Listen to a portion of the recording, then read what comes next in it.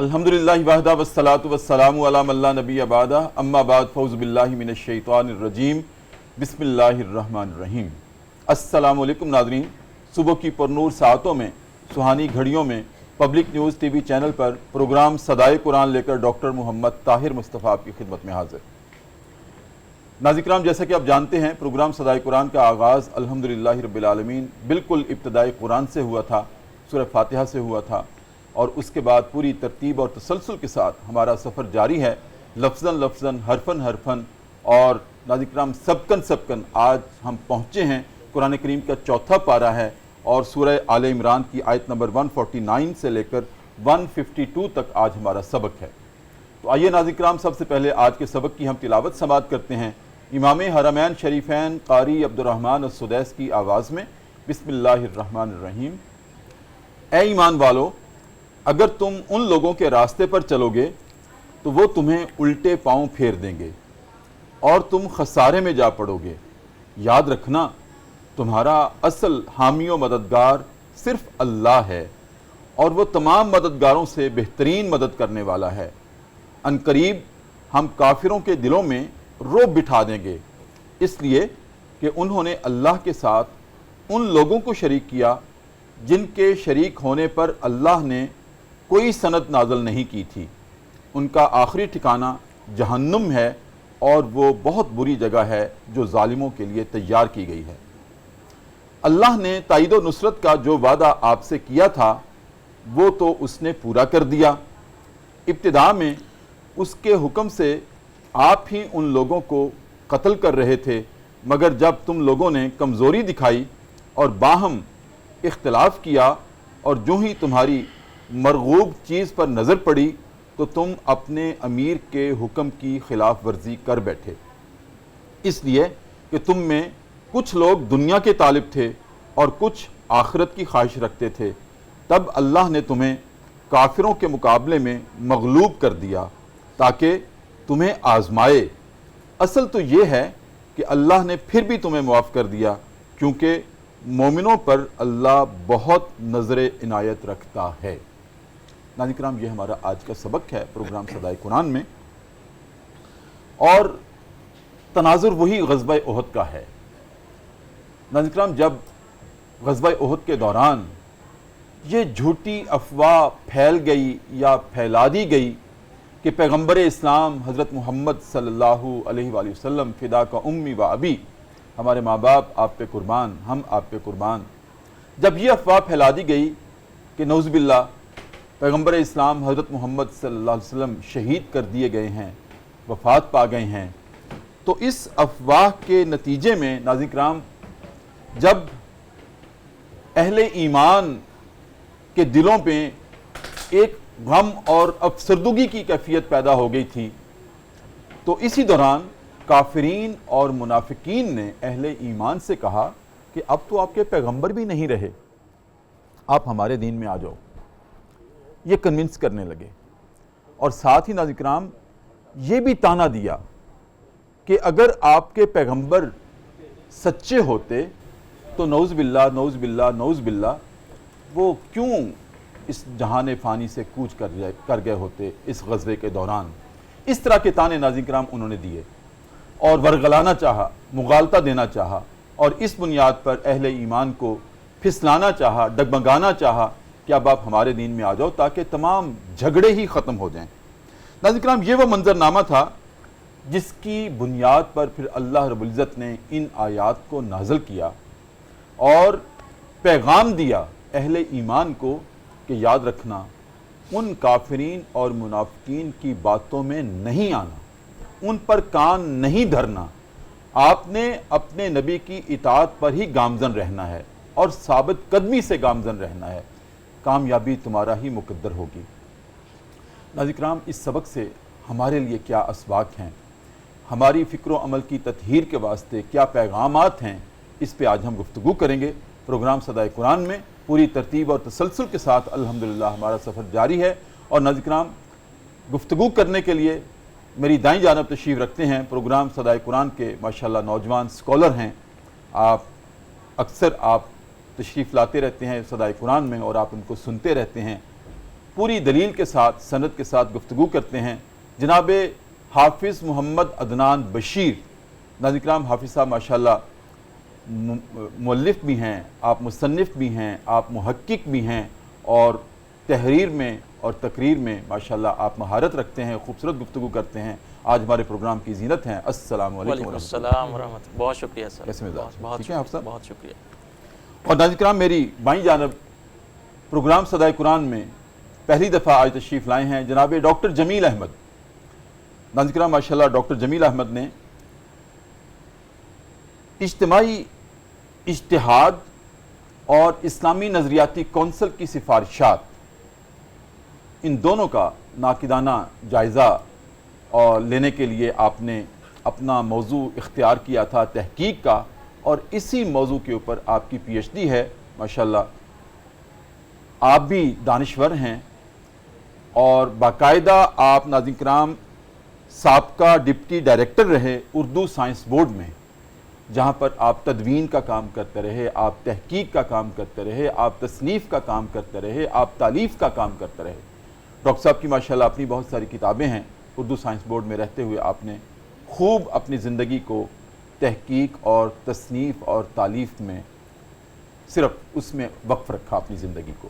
ناظرین کرام، آج پروگرام صدائے قرآن کی زینت ہیں۔ السلام علیکم ورحمۃ اللہ۔ وعلیکم السلام ورحمۃ اللہ ڈاکٹر صاحب خیریت سے ہیں؟ اللہ کا شکر، مزاج بخیر، خوش آمدید پروگرام صدائے قرآن میں۔ جناب حافظ صاحب، مقدمہ میں نے آپ کے سامنے رکھا ہے پروگرام صدائے قرآن کے آج کے موضوع کا اور آج کے سبجیکٹ کا، آج کی آیات کا۔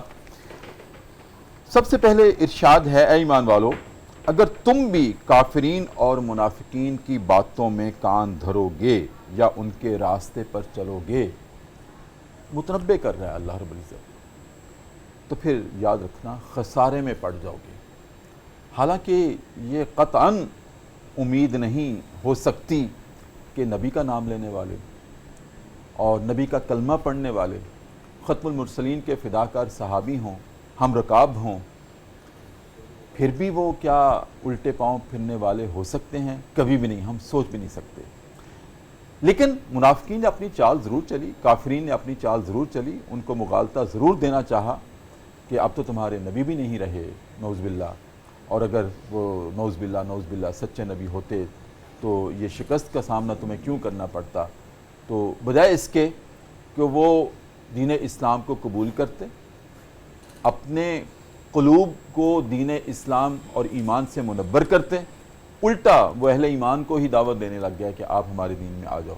لیکن اللہ رب العزت نے یہاں وہی نازل کر کے متنبع کیا ہے کہ ان کی باتوں پہ کان نہیں دھرنا، ذرا سا بھی ان کی آواز پہ لبیک کہا یا سوچا بھی تو تم خسارے میں پڑ جاؤ گے۔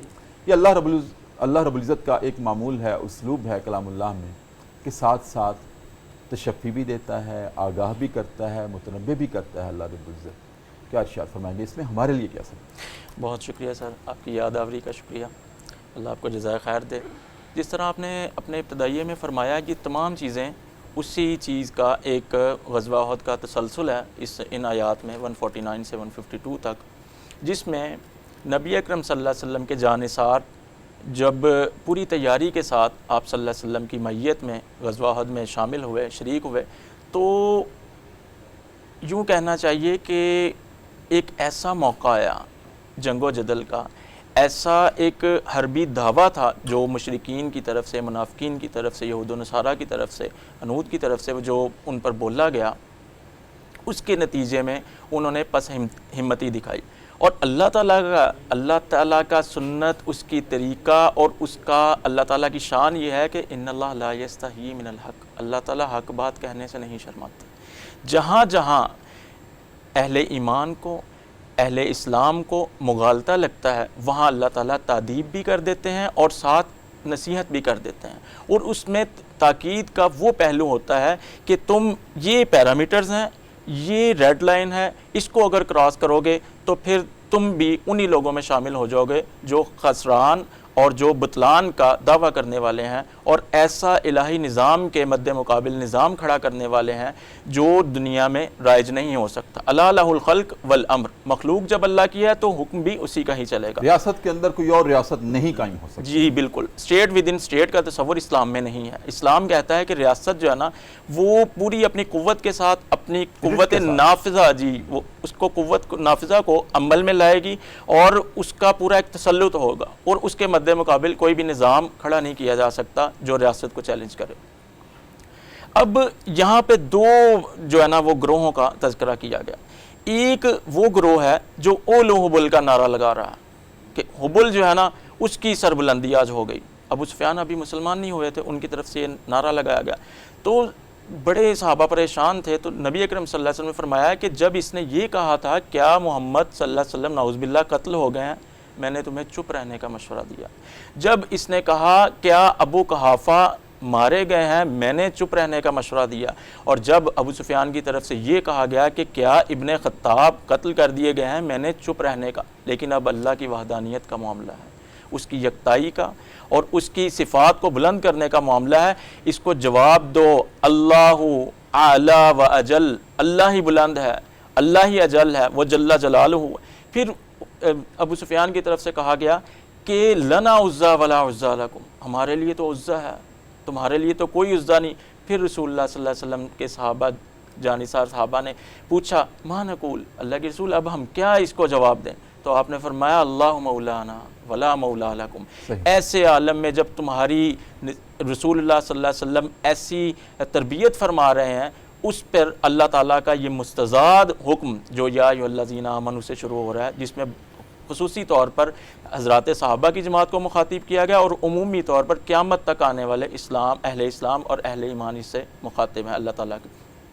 ان کو اللہ تعالیٰ کا یہ ارشاد، اس کی تاکید اور اس کی نصیحت کی جا رہی ہے کہ یہ ایک خاص موقع کو، ایک خاص پس منظر کو اور ایک خاص دعویٰ بولنے کے نتیجے میں تمہیں بہلانا، پھسلانا اور تمہیں اس منہج سے ہٹانا چاہ رہے ہیں جو میرے نبی نے تمہیں دیا ہے، اس سے تمہیں بہرا روی کا شکار کرنا چاہ رہے ہیں۔ لہٰذا تم نے ہٹنا نہیں ہے، تم نے اپنے دلوں کو ثابت قدم بھی رکھنا ہے اور میرے نبی صلی اللہ علیہ وسلم کے ساتھ اسی طرح دلجمی کے ساتھ کھڑے رہنا ہے، جڑے رہنا ہے، اور کسی بھی طرح سے جب ان کا حکم آ جائے تو حرز جان سمجھتے ہوئے اس میں ذرہ برابر بھی تعامل اور اس میں معصیت کا تمہارے اندر ان کو اکیلے نہیں ہونے دینا، بالکل اکیلے ورنہ نہیں، تم اکیلے ہو جاؤ، بالکل اللہ تعالیٰ اکیلے کر دیتے ہیں۔ بالکل ٹھیک۔ جی ڈاکٹر جمیل صاحب آپ کی طرف حاضر ہوں۔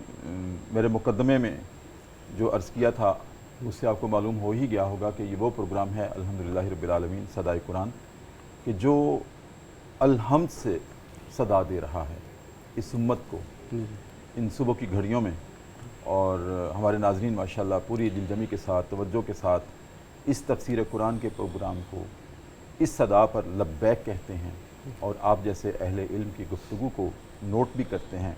تو ڈاکٹر صاحب کیا شان نزول ہے، کچھ اس پہ آپ روشنی ڈالیں جو آج کا ہمارا سبق ہے کہ جس بنیاد پر کافرین اور منافقین اہل ایمان کو ہی کہنے لگے کہ آپ ادھر آ جائیں سارے مسئلے حل ہو جائیں گے، کیا ارشاد فرمائیں؟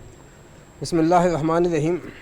سب سے پہلے تو میں جو ہے صدائے قرآن پروگرام جو ہے اس میں پہلی دفعہ حاضر ہوا ہوں، لیکن میں آپ کا پروگرام ٹی وی پہ سنتا رہا ہوں، اور یہ بات بڑی خوشی کی ہے کہ قرآن مجید کا تفسیر اور اس کا پروگرام شروع سے لے کر الحمدللہ سے شروع کر کے الف لام میم سے شروع کر کے والناس تک آپ اس کو مکمل کرنے کا ارادہ رکھتے ہیں۔ الحمدللہ اللہ تعالیٰ اس ارادے میں کامیابی عطا فرمائے۔ آمین۔ عموماً جو ہے لوگ سمجھتے ہیں کہ قرآن مجید جو ہے بس اس کی چند صورتیں صبح پڑھ لی جائیں، ان کو سمجھنا بھی ضروری نہیں ہے۔ انہوں نے ایک وظائف مقرر کیے ہوئے ہیں اور اس وظائف کو کافی سمجھتے ہیں۔ جی بالکل۔ حالانکہ قرآن مجید جو ہے وہ نازل کیا گیا ہے اس لیے کہ ہمارے لیے ایک ہدایت کا جو ہے سمبل ہے، ہمارے لیے ایک رہنمائی ہے، دنیا کے معاملات میں بھی اور دین کے معاملات میں بھی ہر معاملے میں ہمارے لیے اس میں رہنمائی ہے۔ صحیح۔ تو اسے ہمیں سمجھنا چاہیے، اس پہ غور کرنا چاہیے۔ جی بالکل۔ اس کے بعد میں اس طرف آتا ہوں کہ یہ جنگ احد میں جیسا کہ حالات آپ نے بیان کیے اور محترم جناب حافظ صاحب نے بھی بیان کیے تو یہ ایک ایسا موقع تھا. اس سے پہلے جنگ بدر میں جب مسلمانوں کو ایک فتح حاصل ہوئی تھی تو ایک امپریشن ایسا بن گیا تھا کہ مسلمان جو ہیں ان کے ساتھ اللہ ہے, فرشتوں نازل ہوئے ہیں, انہوں نے ان کامیابی دی ہے, اللہ تعالیٰ کا یہ پیغام حق ہے اور یہ نبی حق ہیں. اس کے بعد جب یہ غزوہ احد میں ایسی صورتحال پیش آئی ابتدا میں, تو اہل اسلام اور نبی صلی اللہ علیہ وسلم آپ کے ساتھی کامیاب رہے ہیں, اور بعد میں جو ہے وہ ایک چھوٹی سی معمولی سی ایک جو ہے اجتہادی غلطی کی وجہ سے تو وہ جو ہے حضرت خالد بن ولید جو اس وقت تک ایمان نہیں لائے تھے, وہ اس درے سے جس پہ نبی صلی اللہ علیہ وسلم نے مقرر کیے تھے تیر انداز, وہاں سے وہ لوگ جو ہے یہ دیکھ کر کہ اب جنگ مکمل ہو گئی ہے اور مال غنیمت اکٹھا کیا جا رہا ہے, تو اس وقت جو ہے وہ تیر انداز 50 میں سے 40 نیچے اترے, جبکہ ان کا جو ہے امیر انہوں نے کہا کہ نہیں, آپ کو ہمیں حکم یہ دیا گیا تھا کہ ہمیں جب تک میں نہ کہوں آپ نے ہلنا نہیں ہے.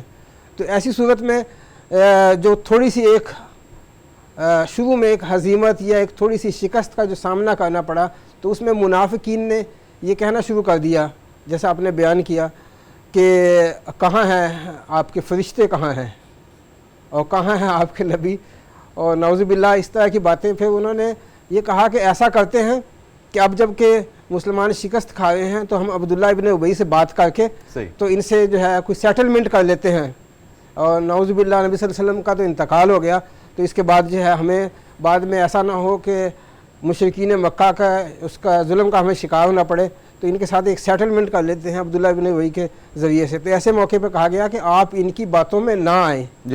یہ صرف اس دور کے لیے نہیں, جیسا آپ نے بتایا کہ یا ایھا الذین آمنوا, سر جی ڈاکٹر صاحب وہ جو ہے یا ایھا الذین آمنوا قرآن مجید میں 91 یعنی 91 مرتبہ آیا ہے, اور یہ جس بھی آیت کے شروع میں آتا ہے اہل ایمان کو مخاطب کرتے ہوئے کہا جاتا ہے. تو اہل ایمان ہم سب ہیں, ہمیں سب الرٹ ہونا چاہیے کہ یہ کوئی بات خاص اللہ تعالیٰ ہم سے براہ راست مخاطب ہے, بلکہ بعض اوقات تو یہ کہا جاتا ہے نا کہ کل سے بات شروع کی جاتی ہے, آپ ان کو کہہ دیں, لیکن یہاں پہ جو ہے اللہ تعالیٰ خود مخاطب ہوتا ہے کہ یا ایھا الذین آمنوا, اے لوگو جو ایمان لائے ہو.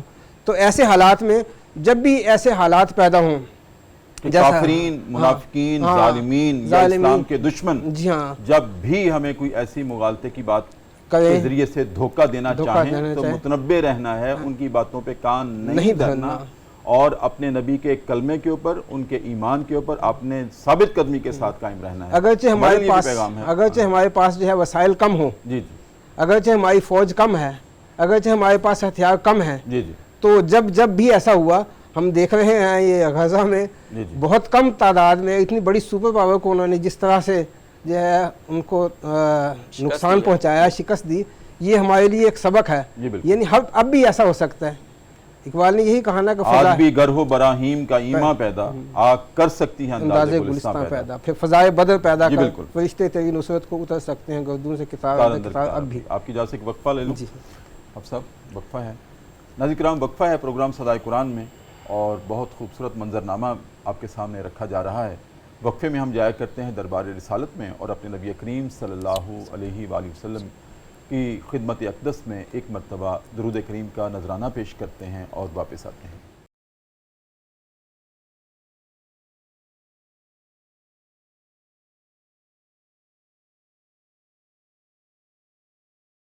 وقفے کے بعد ناظرین کرام دوبارہ آپ کی خدمت میں حاضر ہیں. صبح کی پرنور سے آتے ہیں, سہانی گھڑیاں ہیں, public news T V channel ہے, اور ہمارا پروگرام ہے صدائے قرآن, جو الحمدللہ رب العالمین الحمد سے لے کر آج تک پوری ترتیب اور تسلسل کے ساتھ آپ کے سامنے صدائے قرآن رکھ رہا ہے. ناظرین کرام آج ہمارا سبق پہنچا ہے سورہ آل عمران کی آیت نمبر 149 سے لے کر 152 تک, اور یہ قرآن کریم کا چوتھا پارہ ہے پوری ترتیب کے ساتھ. حفظ صاحب آج کے ہی سبق میں ارشاد یہ بھی ہے کہ عنقریب ہم کافروں کے دلوں میں رعب بٹھا دیں گے, اور اس لیے کہ انہوں نے اللہ کے ساتھ ان کو شریک کیا ہے کہ جن کی شرکت کے بارے میں اللہ نے تو کوئی سند نازل کی ہی نہیں ہے.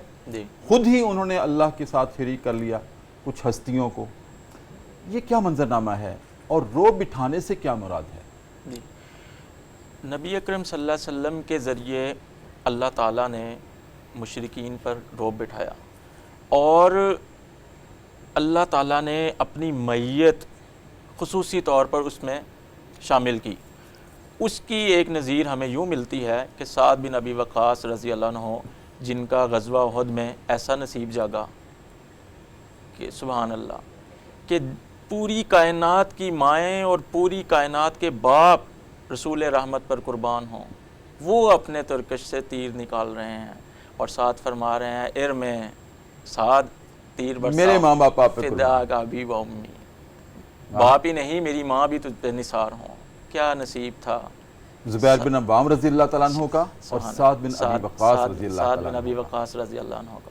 پھر سعد بن ابی وقاص رضی اللہ عنہ کو اللہ تعالیٰ نے ویسے یہ ہائٹ ہے ہائٹ ہے نبی اعزاز کی محبت کی اور جی، اعزاز کی اور سعادت کی اعزاز کی کہ آپ فرما رہے ہیں سعد میرے ماں باپ آپ پہ قربان ہوں۔ جی تیر سبحان چلاؤ۔ اللہ۔ بڑے بڑے سیرت نگاروں نے جب یہ رسول اللہ صلی اللہ علیہ وسلم کا قول اور محدثین نے نقل کیا تو اس کے بعد جو ہے نا ختم ہو جاتی ہے ساری بات کہ میرے ماں باپ تجھ پہ قربان ہوں، تو رسول رحمت کا دفاع کر رشک رہا آتا ہے رشک صحابہ آتا کی ہے۔ اس خوش قسمتی تو پر۔ جہاں بس ہمتی دکھائی گئی اور جہاں پر تھوڑا سا رسول اللہ صلی اللہ علیہ وسلم کی حکم عدولی بھی ہوئی بجا طور پر ہم کہہ سکتے ہیں، تو وہاں پر ایسے جانثار بھی تھے جو اپنا سینہ رسول اللہ صلی اللہ علیہ وسلم کے دفاع کے لیے پیش کر رہے تھے، اور اللہ تعالیٰ کی معیت اور اس کے نظائر وہ بیان کرتے ہوئے فرماتے ہیں سعد بن ابی وقاص کہ میں نے دیکھا کہ رسول اللہ صلی اللہ علیہ وسلم کے وَمَعَهُ رَجُلَانِ يُقَاتِلَانِ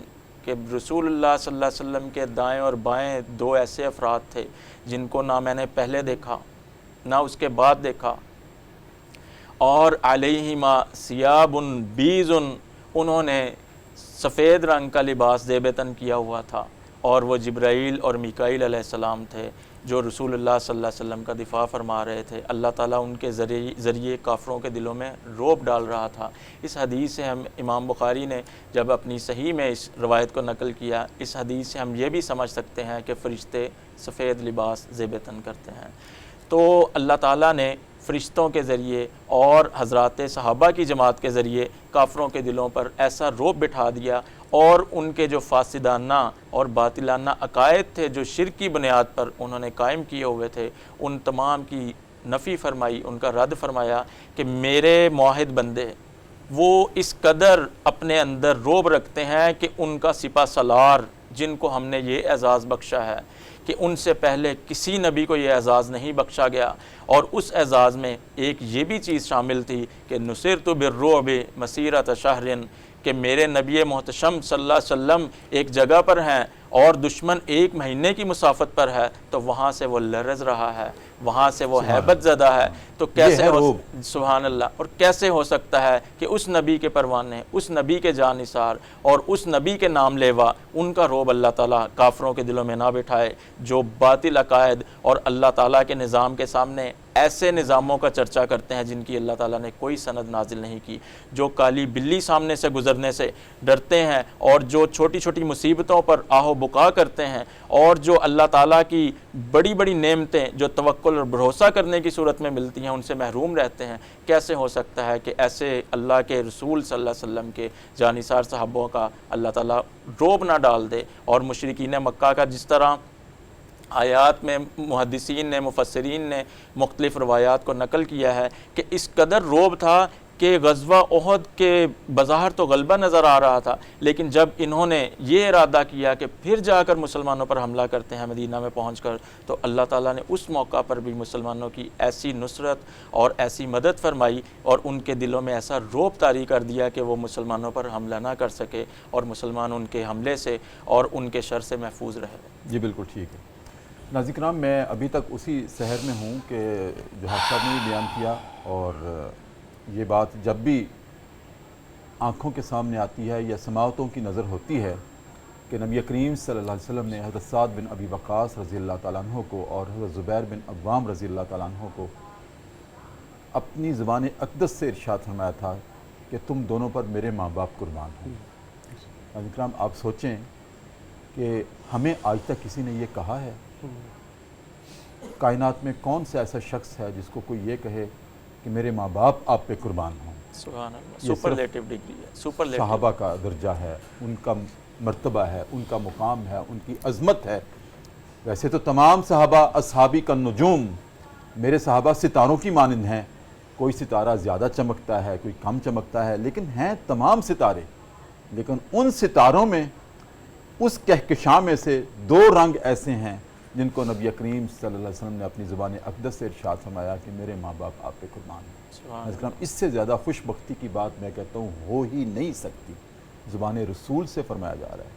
ڈاکٹر صاحب آپ کی طرف حاضر ہوں کہ آگے ارشاد ہے آج کے سبق میں ہی کہ اللہ نے تائید و نصرت کا جو وعدہ آپ سے کیا تھا وہ تو پورا کر دیا ہے، اس سے کون سا وعدہ مراد ہے ہمارے ناظرین کو آپ؟ اس سے پہلے جو ابھی بات حافظ صاحب نے کی ہے اس کے تسلسل میں بتانا چاہوں گا کہ یہ جو مشرکین ہیں مختلف الہوں کی عبادت کرتے ہیں اور مختلف الہوں سے مدد طلب کرتے ہیں۔ صحیح۔ یہ مختلف الہوں کے جو پجاری ہونے کی وجہ سے ان کے دل بھی مختلف ہیں اور ہم سمجھتے ہیں کہ یہ اکٹھے ہیں۔ سورۃ منافقون میں کہا گیا ہے کہ تحسبہم جمیعا وقلوبہم شتیٰ، آپ سمجھتے ہیں کہ یہ اکٹھے ہیں، یہ ایک اکٹھے مل کے لڑ رہے ہیں، ایسا نہیں ہے، ان کے دل ایک دوسرے سے پھٹے ہوئے ہیں، یہ الگ الگ ہیں۔ تو جب بھی جو ہے باطل قوتیں اکٹھی ہو کے آتی ہیں دراصل وہ اکٹھی نہیں ہوتی، اپنے مفادات کے لیے اکٹھی ہوتی ہیں، اور اس لیے اللہ تعالیٰ نے ان کے دل میں وہ بٹھایا ہے کہ وہ مختلف الہوں کی پوجا کرنے والے ہیں، مختلف الہوں سے استعانت طلب کرتے ہیں، تو وہ کبھی بھی جو ہے اکٹھے نہیں ہو سکتے۔ اس وجہ سے اللہ تعالیٰ نے ان کے شرک کی وجہ سے ان پہ اہل ایمان کا ایک رعب بٹھا دیا ہے اور وہ اس سے خوف زدہ ہوتے ہیں۔ آج بھی جب مسلمان ہم کہتے ہیں مغلوب ہیں، اس کے باوجود جو ہے باطل قوتوں کے لیے ایک خطرہ ہر وقت وہ سمجھتے ہیں کہ ایک بہت بڑا خطرہ ہے، اگر یہ جاگ گئے، اگر یہ اٹھ گئے تو ہمارا کچھ نہیں بچے گا۔ تو یہ ہر دور میں جو ہے اللہ تعالیٰ نے مسلمانوں کے لیے مسلمانوں کا رعب جو ہے کفر کے اہل کفر کے دل میں بٹھایا ہوا ہے، لیکن شرط وہی ہے کہ وَأَنْتُمُ الْأَعْلَوْنَ إِن كُنتُم مُؤْمِنِينَ، اگر تم مومن ایمان پہ قائم رہنا ہے، ہاں اگر ایمان پہ قائم ہوں گے تو تم ضرور تم ہی غالب ہوں گے، آخرکار فتح یاب آخرکار تم ہی ہوگے۔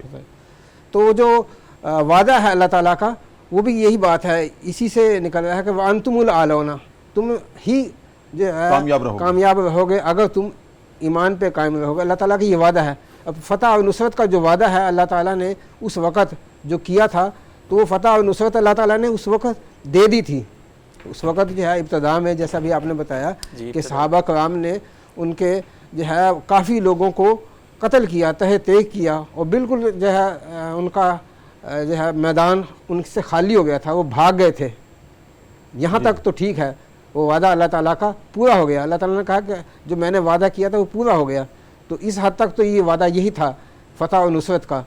کچھ کہتے ہیں کہ فرشتوں کا نزول، فرشتوں کے نزول کی بات ہو سکتا ہے جنگ احد میں بھی ہو، لیکن وہ قرآن مجید میں جنگ بدر کے حوالے سے کہا گیا، یہاں تو ویسے بھی کہا گیا کہ آپ کو فتح و نصرت ملے گی۔ فتح و نصرت کا وعدہ تھا جو ہے پورا ہو گیا۔ اس کے بعد جو کچھ ہوا وہ ہمارے سامنے آ جائے گا کہ وہ نبی صلی اللہ علیہ وسلم کے فرمان کی خلاف ورزی اجتہادی غلطی کی وجہ سے ہوئی، تو تب جو ہے وہ سارا کچھ ہوا، لیکن اس سے پہلے وہ وعدہ پورا ہو گیا تھا اللہ تعالیٰ کی طرف سے، وہ ہمیشہ فتح و نصرت کا وعدہ پورا ہو گیا تھا، اور جوک در جوک صحابہ جو تھے وہ تہ تیغ کر رہے تھے اپنے دشمنوں کو۔ بالکل ٹھیک ہے، لیکن ایک ہلکی سی نبی کریم صلی اللہ علیہ وسلم کی اداؤں کے برخلاف جنبش بھی اللہ سے ناقابل برداشت، اور آج تک ہمارے لیے بھی یہی سبق ہے کہ وہ ناقابل برداشت ہی رہے گی۔ جی بہت شکریہ ڈاکٹر صاحب۔ ناظرین کرام، وقفہ ہے ایک مرتبہ پھر پروگرام صدائے قرآن میں، اور وقفے میں ہم پھر حاضری دیتے ہیں بارگاہ رسالت مآب صلی اللہ علیہ وآلہ وسلم میں، اور درود کریم کا نذرانہ پیش کرتے ہیں اور واپس آتے ہیں۔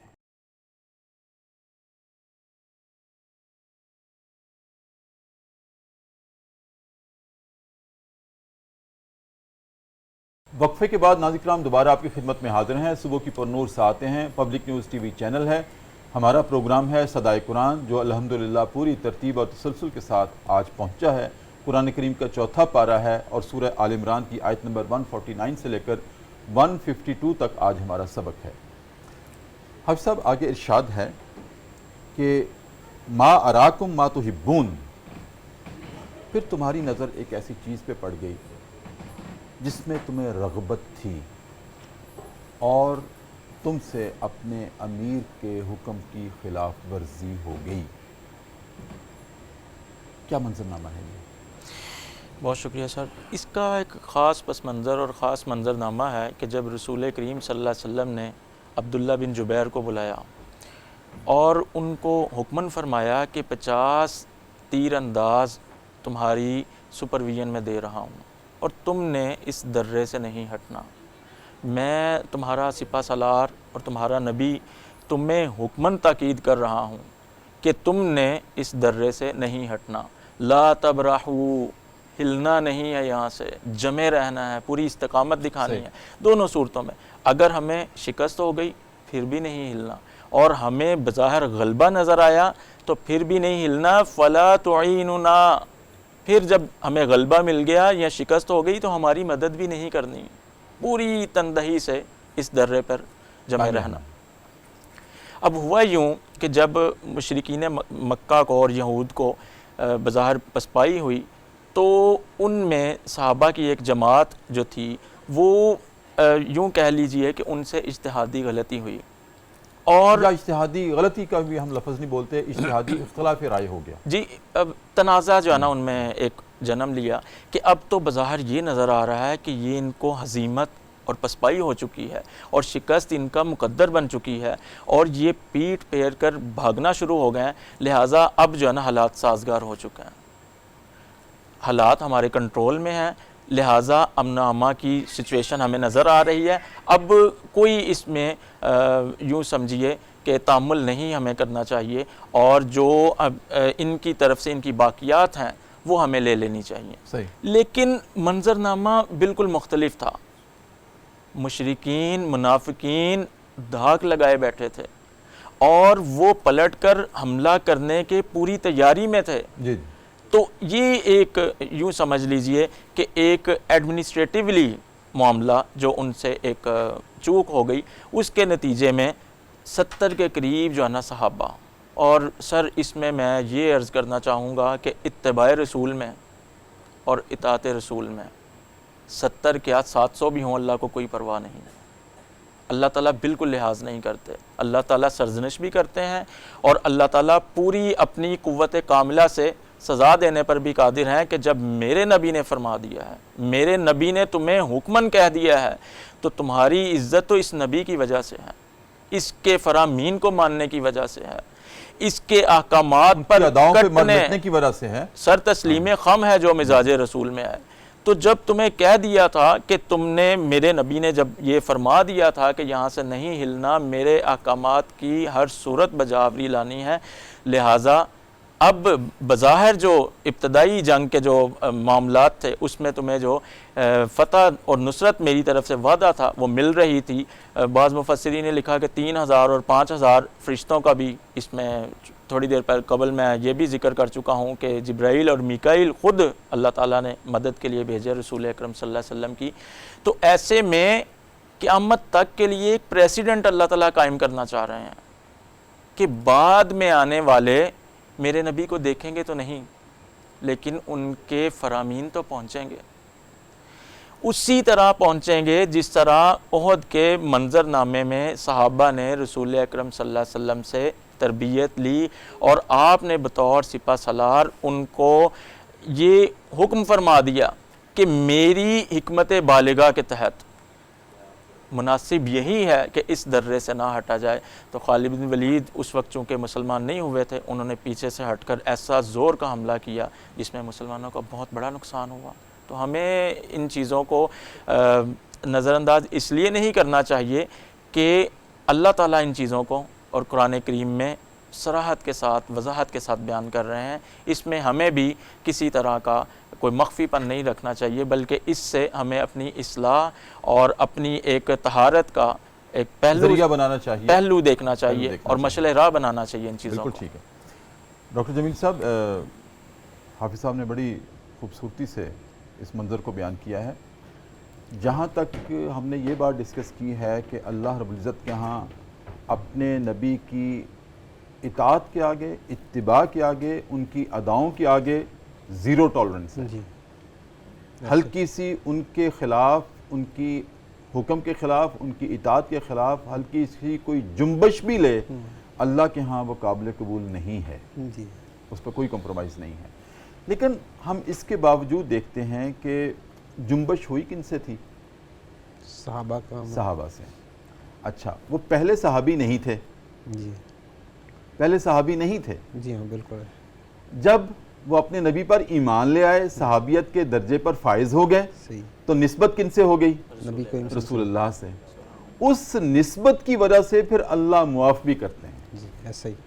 یہاں قرآن کریم میں کلام اللہ میں یہ بھی گواہی دی ہے کہ پھر میں نے وَلَقَدْ عَفَا عَنْكُمْ، پھر میں نے ان کو معاف بھی کر دیا. لیکن معاف کب کیا؟ جب ان کی نسبت ہوئی رسول اللہ سے بالکل ایسے ہی. صلی اللہ علیہ وآلہ وسلم سے. سر میں تو پھر کہا کہ ہمیں معافی کر دیا. جی کیا ارشاد فرمائیں؟ یہ جو غزوہ احد میں جو بھی اجتہادی اختلاف ہوا، جی جی اس کی وجہ سے جو مسلمانوں کو، اہل ایمان کو عارضی طور پہ ایک شکست کا سامنا کرنا پڑا، تو یہ دراصل ایک اجتہادی اختلاف رائے تھا. جی. اور یہ جو ہے اس کے بعد جو ہے چونکہ کہا یہ جا رہا ہے کہ اس وقت یہ صحابہ کرام نبی صلی اللہ علیہ وسلم کے زیر تربیت تھے، صحیح. اور آپ ان کی تربیت فرما رہے تھے، تو یہ تربیت کا ہی تقاضا تھا کہ اللہ تعالیٰ یہ دکھانا چاہتا تھا کہ تمہیں جو ہے تربیت کے دوران جو ہوتی ہے فنا فی الرسول ہونا چاہیے، فنا فی فنا فی الشیخ ہونا فنا فی چاہیے. الرسول ہونا یہ چاہیے. تربیت کا بنیادی اصول بنیادی ہے. ہاں. تو اور جب فنائیت میں ذرا سی کمی آ جاتی ہے تو اللہ جیسے تعالیٰ آپ صاحب نے بھی کہا تھا کہ اللہ کا اس پہ کمپرومائز نہیں ہے. اللہ تعالیٰ دکھا دیتا ہے. جی جی دکھا دیتا ہے کہ اور یہ لیکن جب وہ نسبت رسول مضبوط ہو جاتی ہے جی تو پھر اللہ معاف بھی معاف کر بھی دیتا ہے. کر دیتا ہے. بالکل معاف بھی کر دیتا ہے. اور بڑے بڑے صحابہ کرام ایسے تھے کہ اگر ہم ان کے وہ منظر دیکھیں جو ایمان لانے سے پہلے تھے، جی مثلاً حضرت وحشی رضی اللہ تعالیٰ عنہ، جی جنہیں حضرت حمزہ صحابی کا رسول ہونے سے پہلے حضرت امیر حمزہ کا کلیجہ چبایا، مسلح کیا، لیکن جب نسبت ہو گئی اللہ نے وہ معاف کر دیا، صحابیت کے درجے پہ فائز کر دیا. بالکل. اور پھر مسیلمہ کذاب کو تہہ تیغ حضرت وحشی رضی اللہ تعالیٰ عنہ نے کیا. بالکل بالکل بالکل ٹھیک ہے. حفظ صاحب اس پہ میں چاہتا ہوں آپ بھی تھوڑی سی گفتگو فرمائیں کہ وَلَقَدْ عَفَا عَنْكُمْ. وَلَقَدْ عَفَا عَنْكُمْ. اس میں سر میں اضافہ اس طرح کرنا چاہوں گا کہ جب انہی آیات میں اللہ تعالیٰ نے ایک بہت بڑی ڈگری حضرات صحابہ کی جماعت کے لیے جاری کر دی کہ وَلَقَدْ عَفَا عَنْكُمْ، اب کسی بدباطن کے لیے زبانیں تان دراز کرنے کا موقع نہیں رہا.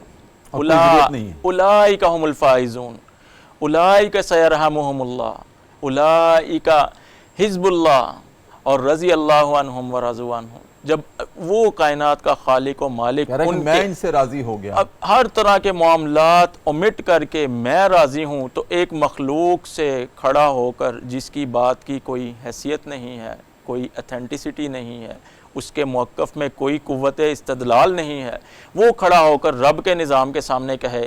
اور صحابہ کی جماعت پہ جن کو اللہ تعالیٰ نے کہا فَإِنْ آمَنُوا بِمِثْلِ مَا آمَنْتُمْ بِهِ فَقَدْ اهْتَدَوْا، ان کے ایمان کو معیار حق قرار دیا.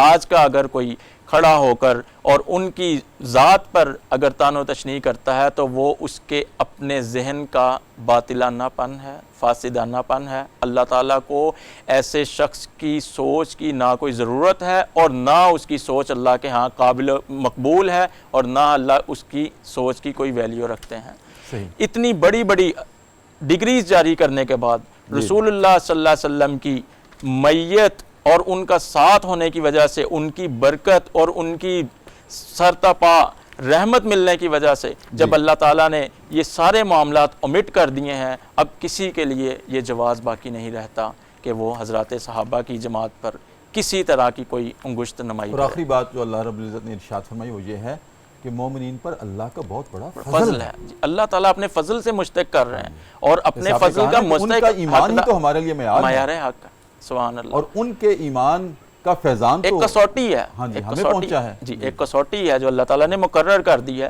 تو یہ انہی آیات میں فرمایا واللہ ذو فضل علی المؤمنین، اللہ تعالیٰ تو اہل ایمان پر بہت بڑا فضل کرنے والا ہے. جب اللہ کا فضل مل جائے، جب اللہ تعالیٰ کی طرف سے عفو و درگزر والا معاملہ فرما دیا جائے، تو پھر کسی کے لیے کوئی جواز باقی نہیں رہتا. جی بالکل ٹھیک. حفظ صاحب آپ کی آمد کا بہت شکریہ، جیتے رہیں سلامت رہیں. ڈاکٹر صاحب بہت شکریہ آپ کی آمد کا بھی. ناظرین کرام اب وقت ہوا چاہتا ہے پروگرام صدائے قرآن میں ذکر صاحب قرآن کا، اور ذکر صاحب قرآن میں وقت ہوا ہے ذکر اسماء النبی الکریم کا. تو آج آپ کے سامنے جو اسماء رکھ رہا ہوں وہ یہ ہیں جن کا تذکرہ قرآن کریم سے ہمیں ملتا ہے. سیدنا وافی فی العہد، صلی اللہ علیہ وآلہ وسلم، وعدہ پورا کرنے والے، اپنے عہد کو پورا کرنے والے۔ ناظرین کرام، اس کا ہمیں اشارہ ملتا ہے وَالْمُوفُونَ بِعَهْدِهِمْ إِذَا عَاهَدُوا، سورہ بقرہ کی آیت نمبر 177 سے، سورہ آل عمران کی آیت نمبر 76 سے، اور پھر ناظرین کرام سورہ الرعد کی آیت نمبر 20 سے ہمیں اس کا اشارہ ملتا ہے، جس سے ہم استنباط کر سکتے ہیں آپ کے اس اسم گرامی کا۔ اس کے بعد ناظرین کرام آپ کا اسم گرامی ہے سیدنا الوکیل صلی اللہ علیہ وآلہ وسلم، کارسازی کرنے والے، وکالت کرنے والے، ایڈوکیسی کرنے والے، دلائل دینے والے۔ اس کا ہمیں اشارہ ملتا ہے سورہ الفرقان کی آیت نمبر 43 سے اور سورہ الزمر کی آیت نمبر 41 سے۔ اس کے بعد ہے ناظرین کرام سیدنا الولی صلی اللہ علیہ وآلہ وسلم، مددگار، سرپرست، اور اس کا ہمیں قرآن کریم سے اشارہ ملتا ہے سورہ محمد کی آیت نمبر 11 سے۔ اور پھر ناظرین کرام سیدنا ہادن، ہدایت دینے والے صلی اللہ علیہ وآلہ وسلم۔ تو آپ سے بڑھ کر کون ہمیں ہدایت کا راستہ دکھانے والا ہے؟ ہدایت کی ابتدا تو آپ سے ہوتی ہے اور انتہا اس امت پر ہوتی ہے۔ سارا کچھ ہدایت کا فیضان، جو کچھ ہمیں ملا ہے اور جو کچھ ملتا رہے گا، وہ آپ ہی کا فیضان ہے، اور اس کا بنیادی سورس آپ کی ذات ہے اور آپ کی صفات ہیں۔ ناظرین کرام، اس کا ہمیں قرآن کریم سے اشارہ ملتا ہے سورہ بنی اسرائیل کی آیت نمبر 9 ہے، سورہ سبا کی آیت نمبر 6 ہے، عشورہ کی آیت نمبر 52 ہے، اور اس طرح ناظرین کرام سورہ التغابن کی آیت نمبر 6 ہے، سورہ جن کی آیت نمبر 2 ہے۔ اس کے بعد ناظرین کرام آج کا آخری اسم نبی ہے سیدنا الہدی صلی اللہ علیہ وسلم، ہدایت، اور اس کا ہمیں اشارہ ملتا ہے سورہ جاسیہ کی آیت نمبر 11 سے اور سورہ نجم کی آیت نمبر 23 سے۔ لہٰذا ناظرین کرام اس کے ساتھ ہی آج کا پروگرام صدائے قرآن اپنے اختتام کو پہنچتا ہے۔ اپنے میزبان ڈاکٹر محمد طاہر مصطفیٰ کو اجازت دیجیے، اپنا بہت خیال رکھیے، اللہ حافظ۔